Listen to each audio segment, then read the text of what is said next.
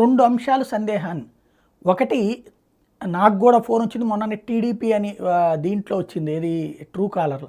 అదే సందర్భంలో చాలామంది మిత్రులకు కూడా వచ్చింది. ఏంటి ఆ నియోజకవర్గంలో 2, 3 పేర్లు చెప్పి వీళ్ళల్లో ఎవరు అభ్యర్థి మీకు అభ్యర్థి అయితే కరెక్టు అంటూ ఈ అభ్యర్థి అయితే నెంబర్ 1 నొక్కండి, ఈ అభ్యర్థి అయితే నెంబర్ 2 నొక్కండి, ఈ అభ్యర్థి అయితే నెంబర్ 3 నొక్కండి అన్నటువంటి.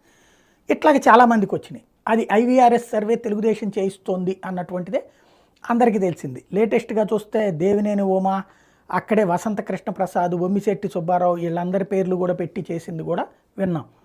అయితే ఇప్పుడు తాజాగా వేరే ఫోన్ కాల్స్ నిన్న ఆయన పేరేంటి అనగాని సత్యప్రసాద్ వైఎస్ఆర్ కాంగ్రెస్ పార్టీలోకి చేరారు అన్నటువంటి పేరుతో ఆయనకి వైసీపీ తరపున టికెట్ ఇవ్వాలా లేదా అంటూ ఒక కొత్త కాల్ వచ్చింది. అది ఫేక్ కాలు. అది వైసీపీ ఇప్పుడు ఈ ఐవీఆర్ఎస్ సిస్టమ్ని మిస్యూజ్ చేస్తోంది అని చెప్పి వాళ్ళు ప్రస్తావిస్తున్నారు. అంటే ఐవీఆర్ఎస్ సిస్టమ్